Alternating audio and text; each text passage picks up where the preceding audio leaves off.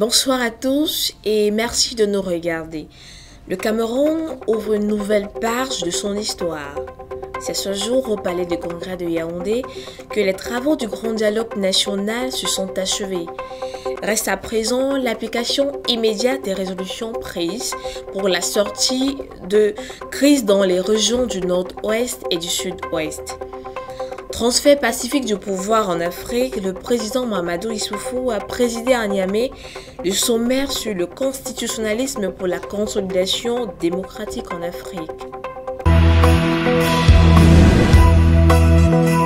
C'est terminé les travaux du Grand Dialogue national au Cameroun, ouvert le 30 septembre sous la coordination du Premier ministre, chef du gouvernement Joseph John Ngouté. Les Camerounais attendent que les résolutions prises soient effectivement appliquées pour le retour à la vie normale dans les régions anglophones. Très bonne nouvelle pour les actionnaires de PCAP Africacoin. Un contrat entre son directeur général et le PDG de Sonolec SA vient d'être paraphé pour le démarrage des travaux de construction de l'immeuble siège assorti d'un hôtel de luxe. Le compte rendu de Louis-Roger Nuadieu. Cet échange de documents entre le directeur général de PCAP Africacoin, le Dr Dalvaris Goudjou, et le PDG de Sonolec SA, Foucan Paul, est historique. L'histoire retiendra que c'est ce 2 octobre 2019 que les deux parties ont paraphé le contrat de lancement dans moins de 2 semaines des travaux de construction de l'immeuble siège de PCAP Africacoin, un immeuble assorti d'un très grand hôtel de luxe. Oui, ce contrat de partenariat que nous on vient de signer tout à l'heure consiste à la construction du siège de PCAP et la construction d'un hôtel de 3 étoiles à Bonanjo. En mettant le siège à un endroit aussi stratégique comme Bonanjo, ouais, voilà, ça va relancer le produit PCAP en un mot. L'accord que nous venons de signer avec le directeur général de Sonolec nous permettra dans les semaines à venir à lancer la construction de notre siège et avec beaucoup de surprises, c'est que ce siège sera construit à Bonanjo, au cœur des affaires, au cœur de la capitale économique du Cameroun, pratiquement au port de Douala. Et cela pour donner le meilleur aux Africains, pour donner le meilleur à nos milliers de membres qui ont cru à notre projet. Et au-delà, nous prévoyons de construire un hôtel digne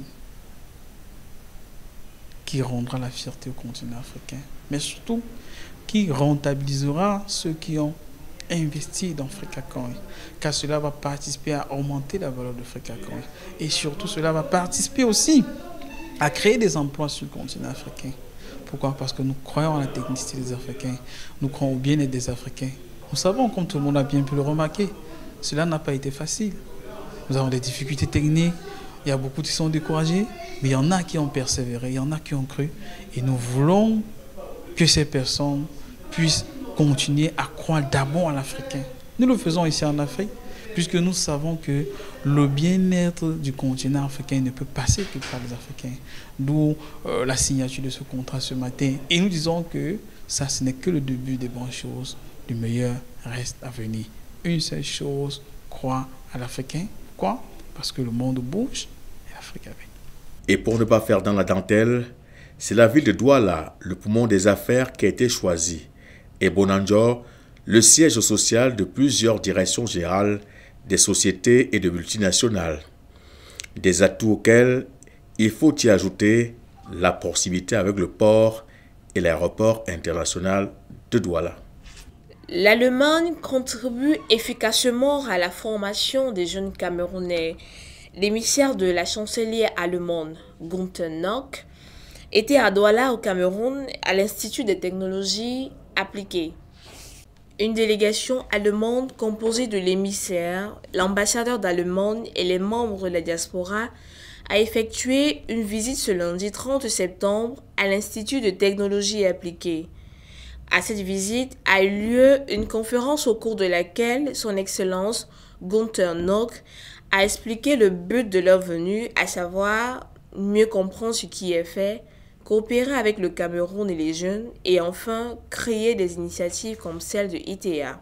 Dans l'optique de soutenir la jeunesse africaine, le représentant de cet institut, à savoir M. Tépon Raoul, lui-même un Africain, a mis sur pied, après 17 ans de formation en Allemagne, ce projet, à savoir la création de l'Institut de technologie appliquée, qui a pour but de former les jeunes afin d'être aptes dans le milieu professionnel. La venue de son Excellence aujourd'hui dans notre institut, comme je l'ai dit tantôt, c'est de toucher du doigt le projet qui a été lancé par moi-même après mes 17 ans de formation en Allemagne où j'ai acquis les diplômes allemands. J'ai décidé après de réaliser ce projet pour soutenir la jeunesse camerounaise et en général la jeunesse africaine. Parce que je vais aussi vous rappeler que le projet est soutenu par le gouvernement allemand depuis le départ, par le projet iMove. iMove qui est en partenariat avec des jeunes, des entrepreneurs et des Allemands qui veulent transmettre leur savoir-faire en Afrique. C'est ainsi que les étudiants présents lors de cette conférence ont exprimé leur souhait vis-à-vis de la recherche de l'emploi. Nous avons des difficultés par rapport, nous nous posons la question de savoir pourquoi en fait l'Allemagne qui nous offre cette formation n'implante pas ces entreprises disons dans le pays pour que nous puissions avoir aussi cette facilité après la formation allemande d'avoir accès à une entreprise allemande. Je trouve que ça va de pair, formation allemande, entreprise allemande. Donc nous avons des difficultés un peu dans ce sens. Aujourd'hui, nous sommes des entrepreneurs. Nous avons fini la formation. Nous sommes déjà capables de faire quelque chose de nos propres mains par rapport à la formation que nous avons reçue à ITA. Présentement, nous sommes confrontés à cette situation. Nous avons fini et nous sommes à la maison. Nous savons que l'attitude que nous avons prise ici, c'est un réflexe acquis. Et restant à la maison, ce réflexe peut s'échapper. Du coup, pour poursuivre dans la lancée, pour ne pas, n'est-ce pas, perdre ce fil que nous avons tenu ici et continuer dans l'esprit entrepreneurial, nous souhaiterons, s'il vous plaît, de nous accompagner et de pouvoir être à profit et à disposition de tous les autres jeunes camerounais comme nous qui entreprennent des choses et qui aimeraient se voir réaliser ces choses, nous accompagner dans la réalisation de nos projets et nous implanter dans nos propres entreprises. Ils sont plus de 500 les jeunes déjà formés en si peu de temps dans cet institut des technologies appliquées. Le diplomate allemand est venu se rendre compte du bon usage des ressources que son gouvernement met à contribution. Lui, Roger Nuadieu. L'Allemagne suit de très près la formation pratique des jeunes Camerounais dans le domaine des énergies renouvelables. C'est ainsi que depuis plusieurs années, cette délicate mission est confiée à l'Institut des technologies appliquées, ITA. La meilleure école dans le domaine des énergies renouvelables à Douala au Cameroun, dont le promoteur n'est autre que Tépon Raoul, un pur produit allemand. 200 l'année dernière, ils sont aujourd'hui 250 jeunes qui vont être formés et pouvoir bénéficier d'une bourse d'études en Allemagne ou voir leur projet obtenir un financement allemand. L'émissaire de la chancelière allemande, son Excellence Gunther Nock, a fait déplacement de Douala pour venir toucher du doigt la qualité de la formation, du travail pratique et des difficultés que rencontrent ces jeunes dont la plupart sont déjà à leur propre compte et leur prodiguer quelques conseils pratiques pour mieux entrevoir l'avenir. Le diplomate allemand est donc reparti satisfait de voir que les moyens d'accompagnement mis à disposition par son gouvernement sont utilisés à bon escient. Comment investir dans l'industrie musicale et se faire de l'argent? Pour trouver des pistes stratégiques, des solutions, des experts dans la réglementation et de l'organisation du secteur de la musique, les professionnels des médias, les vendeurs en ligne des musiques ont échangé en toute franchise, question d'avancer ensemble et de permettre à chaque acteur du maillon de la chaîne de l'industrie musicale au Cameroun de tirer son épingle du jeu. Le promoteur du Cameroun Music Business Forum, Toko DJ explique les raisons de la tenue de cette première édition. Dans un contexte où nous, on travaille depuis presque 10 ans, parce qu'il faut savoir que nous sommes promoteurs d'un événement qui avant s'appelait Douala Hip Hop Festival, qui aujourd'hui s'appelle Douala Music Art Festival, DOMAF, et qui l'année prochaine aura ses 10 ans. Alors, depuis presque 10 ans, on trimballe ce projet. On le fait porter par les artistes, par nous autres et par toutes les autres filières de la culture qui sont aussi liées à la musique. Et on a beaucoup de difficultés à chaque année, à chaque édition. On ne sait pas si on va vraiment le faire parce qu'on n'a pas les financements conséquents, parce que l'environnement n'est pas structuré même pour accueillir ce genre d'événements. Et habituellement, on prenait les taureaux par les cornes. Ce qu'on s'est dit cette fois-ci, c'est qu'on va inverser les choses. Peut-être tout ceci se passe comme ça, peut-être les gens ont du mal à nous percevoir parce que notre environnement n'est pas structuré, n'est même pas sécurisé pour investir son argent. Bon, qu'est-ce qu'il faut faire? Faut-il se décourager ou faut-il chercher à harmoniser les choses? On a donc pensé à créer ce forum sous le soutien du Conseil camerounais de la musique, du Sinamuka et de Seine-et-Ben. On a pensé à ce forum parce que c'était aussi un moment pour nous de dire, après avoir fait ça presque 10 ans, l'année prochaine c'est nos 10 ans, est-ce qu'on ne ferait pas mieux d'avoir une causerie d'ensemble entre professionnels, parler de nos diverses problématiques, essayer de faire une entame de solutions, essayer de bousculer aussi, parce que quelque part on n'a rien proposé. En face il y a un système qui évolue avec ou sans nos efforts. Et de notre côté, nous on fait l'effort de faire évoluer quelque chose dans ce système, mais dans un environnement qui n'est pas structuré. Donc, on s'est simplement dit, entamons une causerie. Et c'est la première entame. Aujourd'hui, pour mieux vendre sa musique, il ne faut pas seulement se faire connaître à la radio ou à la télévision, il faut développer des stratégies pour être visible sur toutes les plateformes numériques. Il faut penser la musique comme un métier, il faut penser la musique comme un business. En 2019, on ne peut pas faire la musique, on ne peut plus continuer à chanter en espérant que les gens vont aimer. Il faut analyser les tendances, il faut étudier les marchés. Avec le numérique, notamment avec des outils comme Facebook, des outils comme Google, vous pouvez d'emblée savoir quel est le style musical qui intéresse telle tranche d'âge et vous pouvez calibrer vos chansons pour parler à cette tranche d'âge-là exactement. Vous pouvez m'avoir du volume, parce que ce qui donne la musique sur le numérique, c'est le nombre de personnes. C'est ça que j'appelle le volume. Donc, il faut faire confiance au digital, mais davantage faire confiance à celles des personnes qui en ont fait un métier, parce que c'est très complexe d'aller sur le digital sans en avoir la compétence. C'est un gros labyrinthe, comme quelqu'un disait à l'intérieur. Ça, c'est d'un. De deux, considérer sa musique comme un produit. C'est ce que j'essaie d'expliquer. Le marketing élémentaire demande que lorsqu'on veut s'attaquer à un marché, qu'on pense son produit, qu'on adapte son produit aux besoins, c'est-à-dire qu'il faut qu'on travaille un produit de qualité qui va répondre à un besoin précis. C'est pour ça que les Beyoncé, les Drake et tout ça nous font danser sur leur musique alors qu'ils sont à des milliers de kilomètres. C'est que c'est des gens qui travaillent avec de grosses structures qui analysent les marchés avant qu'on entre en studio pour produire quoi que ce soit.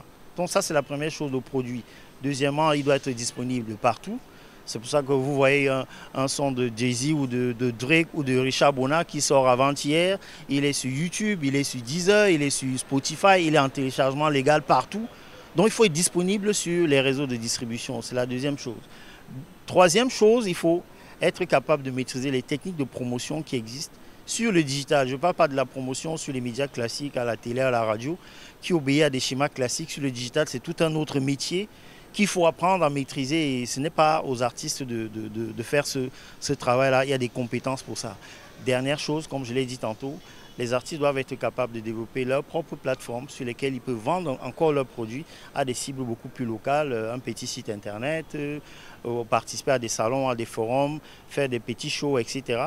Vraiment, les outils sur le numérique sont très nombreux et ils peuvent permettre à n'importe quel artiste de prendre sa place au soleil sans avoir besoin de prendre l'avion, etc. Il suffit d'être un peu intelligent et d'aller vers les personnes qui en ont fait un métier. Pour le président du Conseil camerounais de la musique, Luc Yatouke, Cameroun Music Business Forum est juste le projet revu et corrigé d'un concept qui traînait dans le tiroir. Le Conseil camerounais de la musique que j'anime avait, n'est-ce pas, dans ce tiroir, un projet dénommé Cameroon Music Forum. Mais ce projet n'est pas sorti des tiroirs. Et quand ce jeune est venu nous proposer l'idée d'organiser Cameroun Music Business Forum, nous avons trouvé ça intéressant, d'autant plus qu'il a ajouté le mot business, qui est une préoccupation pour tout le monde. Dans la musique, on doit gagner de l'argent. Donc, il a souhaité se mettre sous le couvert du Conseil camerounais de la musique pour organiser ce Cameroun Music Business Forum. Donc voilà notre collaboration. En fait, lui-même, il est membre du Conseil camerounais de la musique.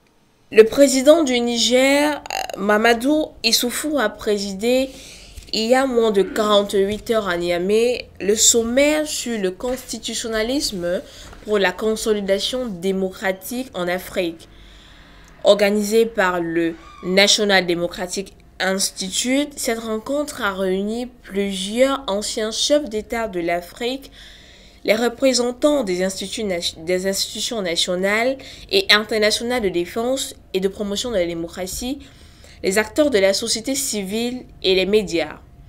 Cette rencontre intervient où, en Afrique, le débat sur le constitutionnalisme pour la consolidation de la démocratie et le transfert pacifique du pouvoir se concentre surtout sur un point essentiel, celui de la limitation du nombre de mandats, et pourtant, le peuple aspire au changement de manière périodique et la limitation des mandats lui offre cette opportunité, a déclaré Mamadou Issoufou.